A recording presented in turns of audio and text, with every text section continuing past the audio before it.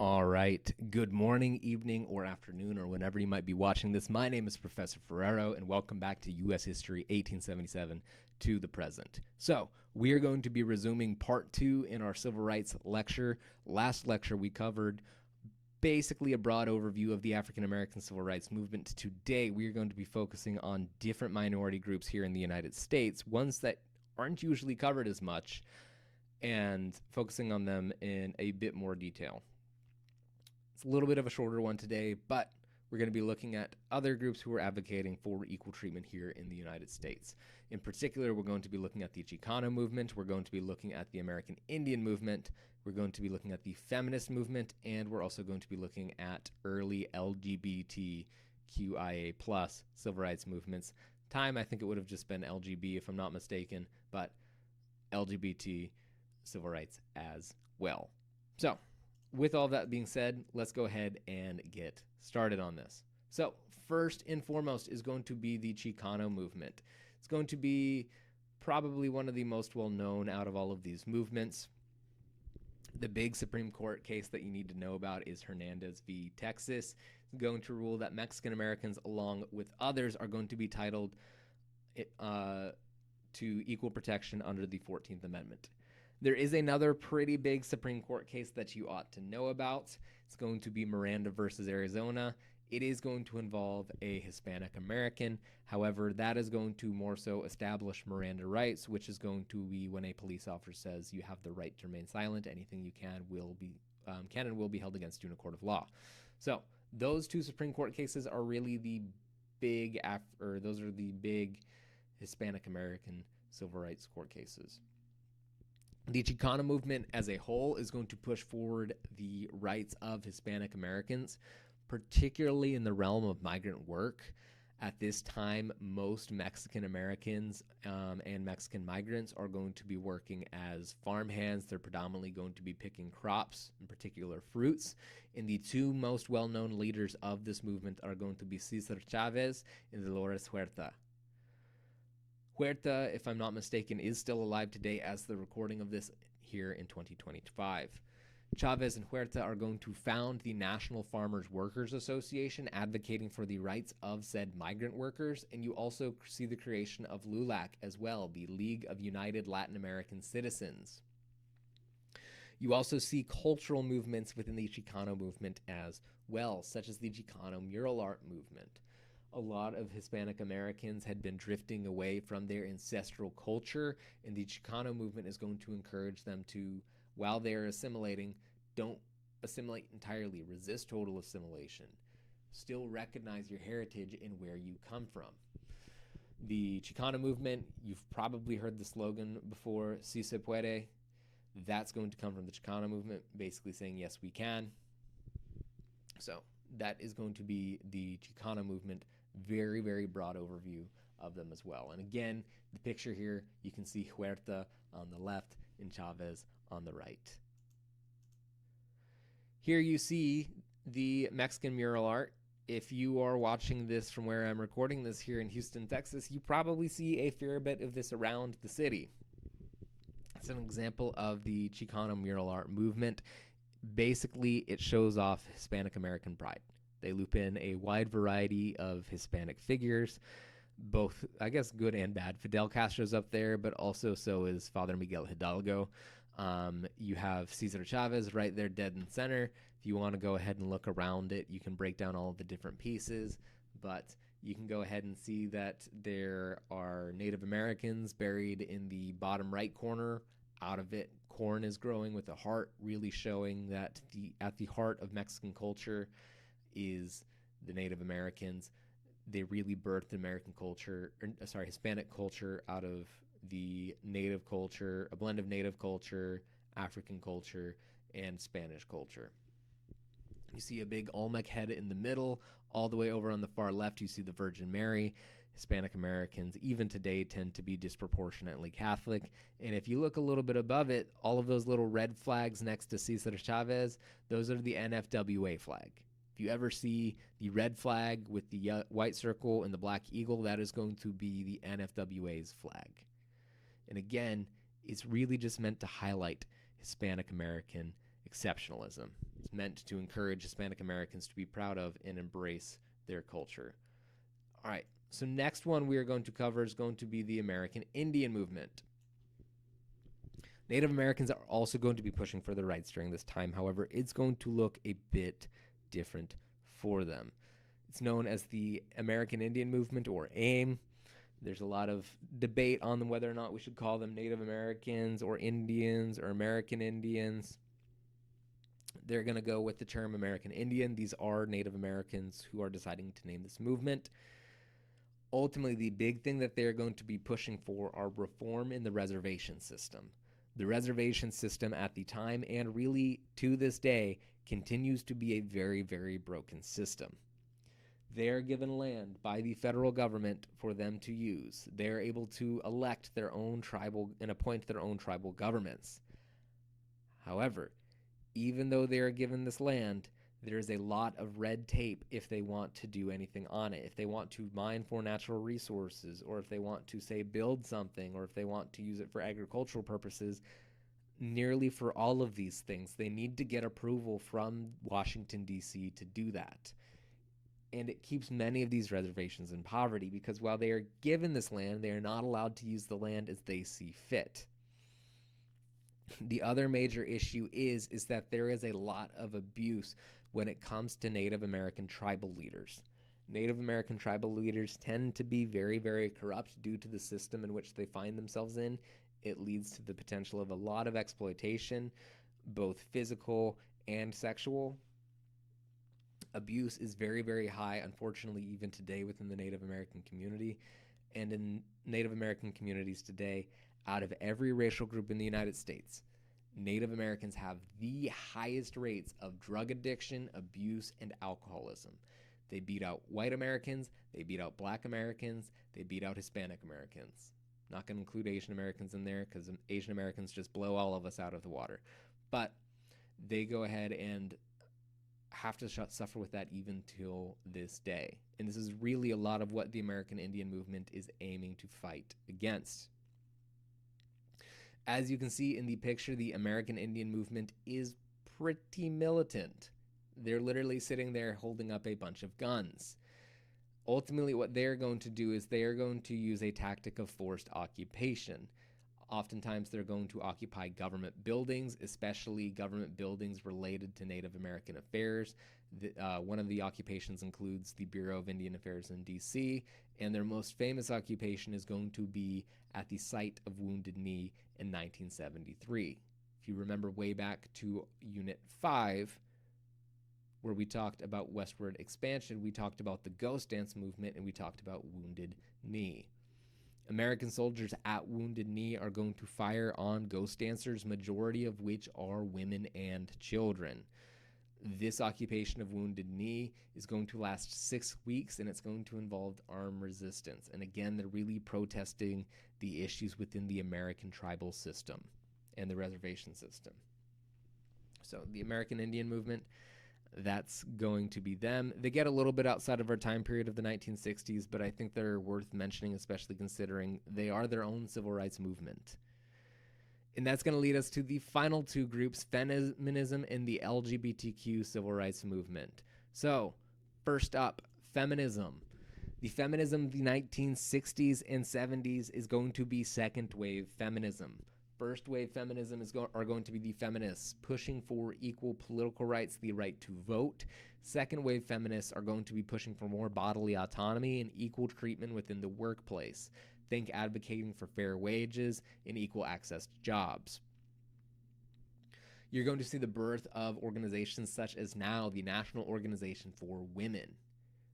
Betty Freidan is a super duper famous feminist thinker. She is going to create the Feminine Mystique. It's going to be a magazine advocating for feminist causes.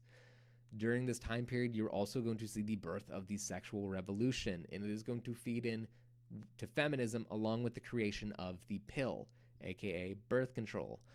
Part of this is going to get a little PG-13, so if you have young kids around, maybe go ahead, put some headphones on, get them out of the room. But the pill is going to allow for further bodily autonomy, basically throughout all of human history.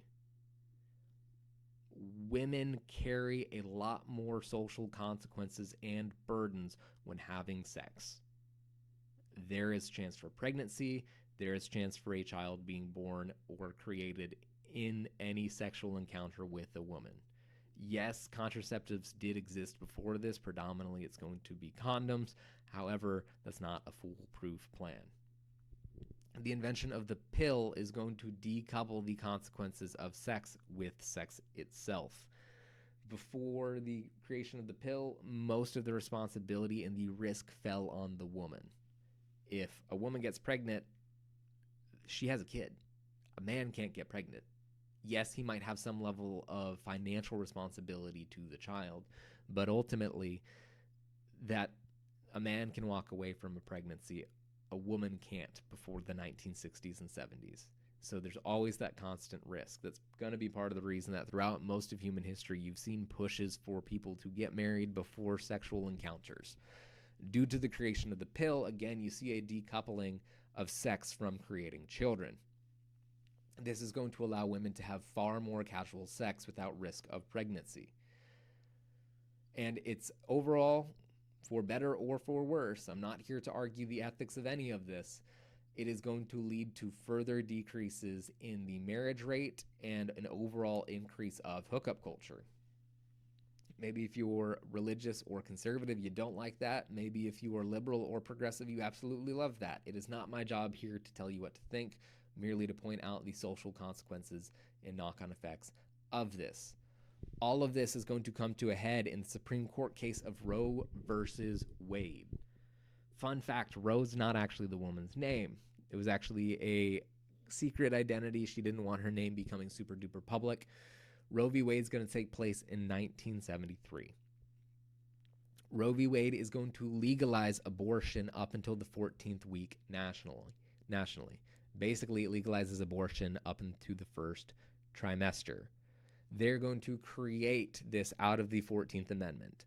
Now, you might like Roe v. Wade. The issue with Roe v. Wade was, though, is it read into the 14th Amendment a right to bodily autonomy and a right to abortion. I hate to break it to you, that's not what the 14th Amendment says. If you want to legalize abortion nationally here in the United States, the best way to do that and to do it permanently is going to be through the legislative branch of the United States. This is an issue in judicial activism where it can lead to really great rulings. Maybe you love Roe v. Wade, or it can lead to really bad rulings. Maybe you don't like Roe v. Wade, but an example of a bad ruling might be Plessy versus Ferguson, or it might be the Dred Scott decision where ideas of the judges are read into the laws of the past and have very, very negative consequences. The issue is later going to be overturned by Dobbs v. Jackson in 2022. Ultimately, that doesn't make abortion illegal in the United States. It merely pushed the issue back to the states themselves. So more conservative states are going to have stronger limits on abortion, where more liberal states are going to allow abortion as well. I want to take a brief minute to talk about the pro-life versus pro-choice debate. I think it's very important to remember that people on both sides aren't inherently bad people by believing what they believe. It really comes down to, I think, a simple question, and this is Professor Ferrero putting his opinion hat on here, of when is this thing a baby? When is this thing a human being with rights? Because chances are the average American is somewhere in the middle of this. They don't think it's a baby right at the start, but they also don't think you can abort a 9-month fetus. The average American is somewhere in between on that. If it is a baby from the start and it has some level of human rights, obviously the pro-life argument makes sense. Obviously you would advocate for the elimination of abortion because abortion is killing babies. Alternatively, if it is a cluster of cells up until the first trimester or second trimester, then of course you can do whatever you want with it. The woman has a right to her body. She has the right to do whatever she wants, so long as it's not violating another human being's rights. So I don't think pro-lifers should view all pro-choicers as baby killers, and I don't think pro-choicers should view all pro-lifers as people who want to oppress women. Majority of pro-lifers actually are women if you look at the statistics. I think charity is the best thing that we ought to give to people that we disagree with, unless if we can tell that there's intentional malice or evil there. Final group we're going to talk about today is the LGBT movement. The Stonewall riots are going to be a series of riots revolving around the Stonewall Inn in New York City. It's going to be a huge, huge protest. Stonewall is a known gay bar in New York City at this time. It continues to be to this day. If you ever get to go, it's very, very cool. They have a wall of history of the LGBT movement and all of the different flags involved in it. It's going to start with a police raid. Police raids were pretty common of gay bars. Oftentimes they would get given a heads up. They would go ahead, they would put up all of the gay stuff. They would tell all of the people who are visiting the bar, who are predominantly gay men and lesbian women, hey, don't do any gay stuff. Police would come through, they'd check out the bar, they'd say it's all good, they would leave. That doesn't happen here in 1969. Surprise raid, the bar doesn't know about it, and because of that, a bunch of the patrons are going to get arrested. There's going to be a fight that breaks out between the LGBT community here and the police, and it's going to lead to a multi-day riot and conflict. So that kind of leaves us with a question, since we've talked about all of these civil rights movements, and that is, where do we go from here? Where do we go looking forward? Because legally, on paper, black and other minorities have all of the rights and privileges afforded to whites. On paper. Over 350 years of struggling have finally come to a climax with the civil rights movement, and the dreams of many Americans, such as Frederick Douglass, have finally become a reality. Again, Douglass, Wells, Lincoln, Stephen, Washington, Booker T. Washington, Du Bois, all of these people have been fighting for this for so long. However, history has its consequences. While on paper, there's equal rights between all peoples here in the United States, that doesn't mean things have been totally settled. Generational racism still exists. There are people in pockets here in the United States who believe that their race is better than others, and unfortunately, that's often passed down to their kids.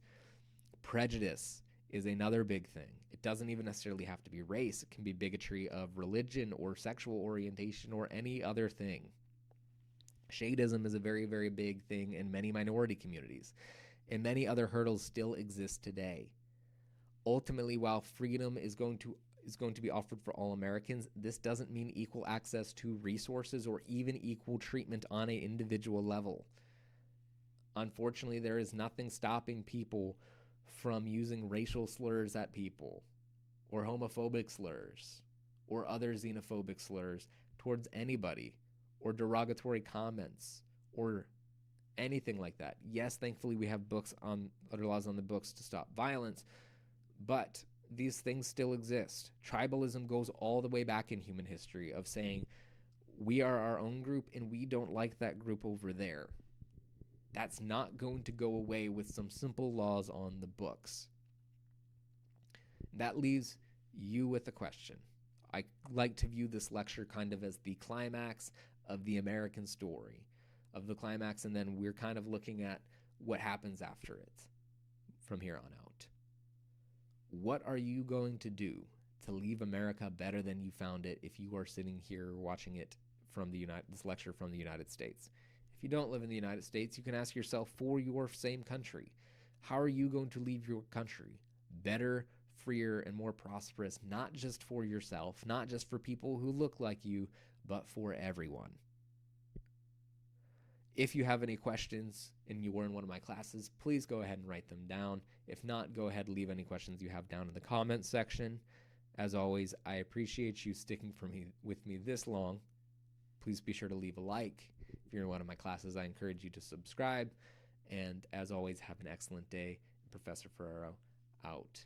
Peace.